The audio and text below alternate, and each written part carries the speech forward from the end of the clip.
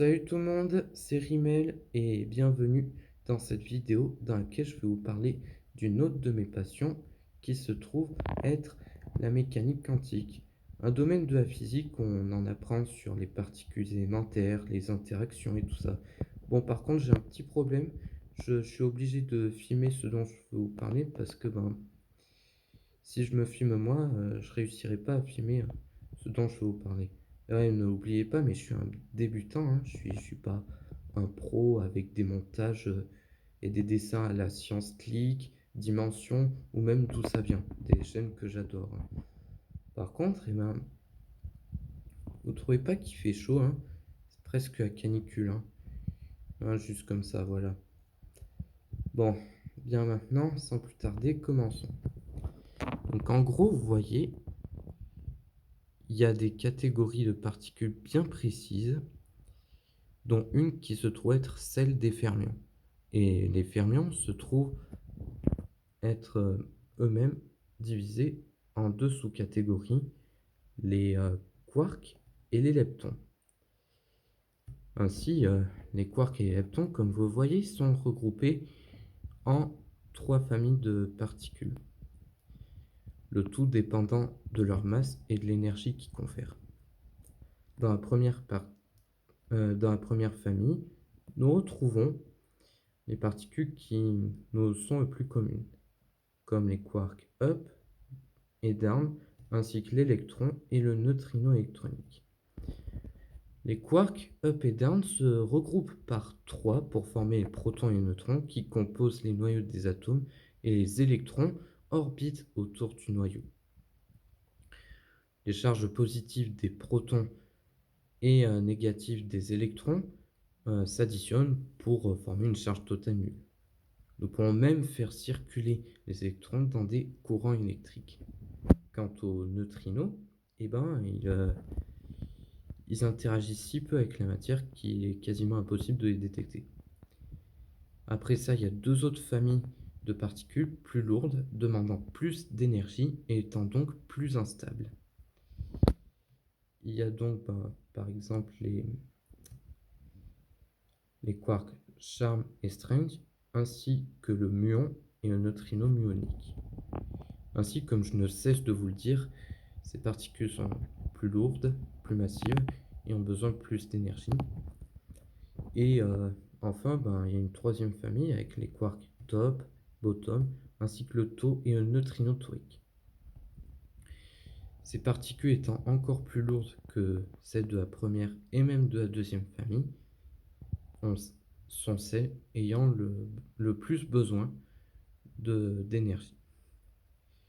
Ces particules de deuxième et de troisième famille, nous les voyons surtout dans les rayons cosmiques des événements après le Big Bang, ainsi qu'après l'explosion de supernovas traversant des nébuleuses ou encore dans notre atmosphère terrestre. Et ce n'est pas le cas que de ces particules, c'est aussi le cas de particules moins communes qui se trouvent être les antiparticules pour antimatière. Ainsi, à chacun de ces fermions, il y a des antifermions, juste là, des antiquarks, des antileptons, trois familles de particules rangées exactement pareilles. Et à côté, il y a aussi les bosons de jauge, qui sont là pour les interactions fondamentales. Alors, il y a le photon, qui s'occupe de l'interaction électromagnétique. C'est donc lui qui permet aux électrons d'orbiter autour du noyau et de s'attirer avec les protons dans le noyau.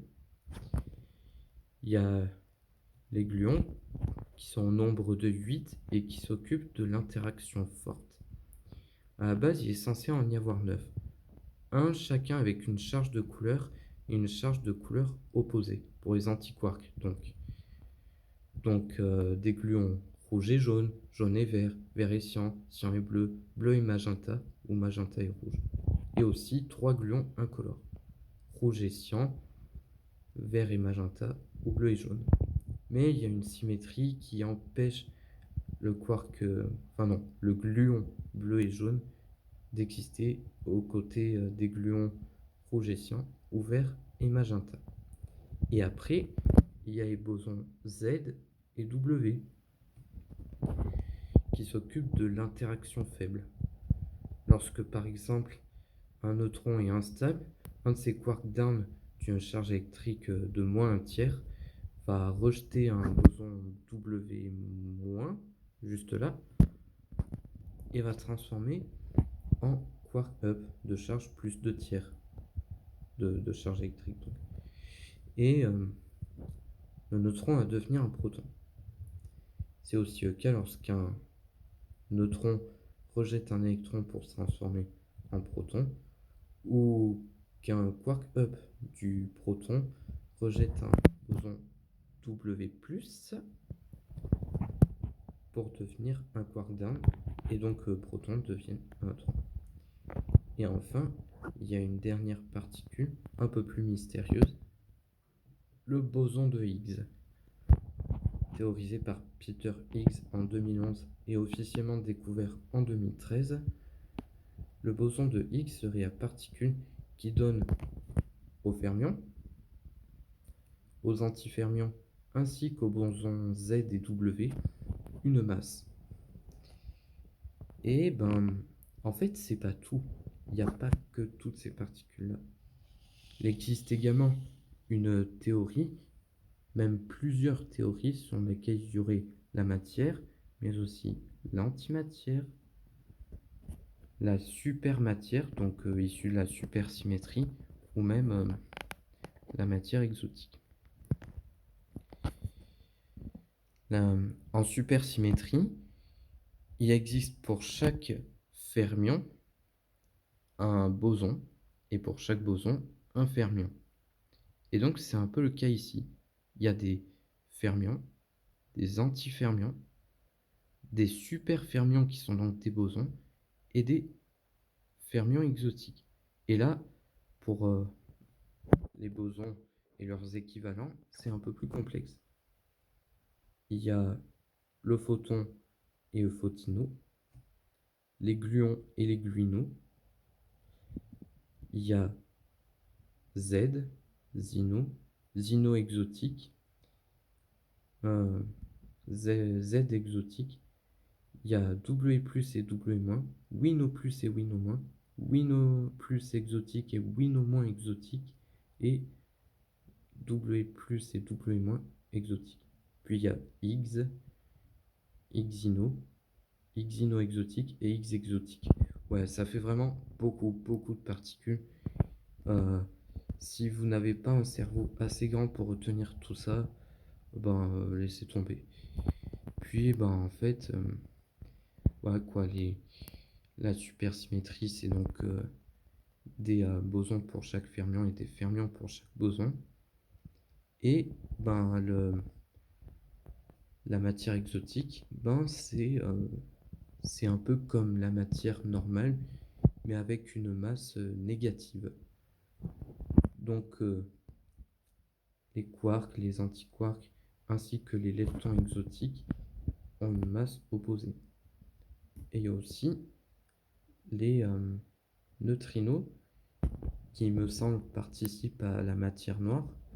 La matière noire qui est une forme de matière exotique, donc forcément, les neutrinos exotiques, on se demande s'ils existent ou pas. De toute façon, on sait qu'il n'existe pas d'antiphotons, d'antigluons ou de photons et de gluons exotiques, puisqu'ils n'ont ni masse ni charge. Par contre, les gluons ont bien une charge de couleur. Quant aux bosons Z et W, ainsi que X, je sais pas toujours. Bon, j'espère que cette vidéo vous aura plu.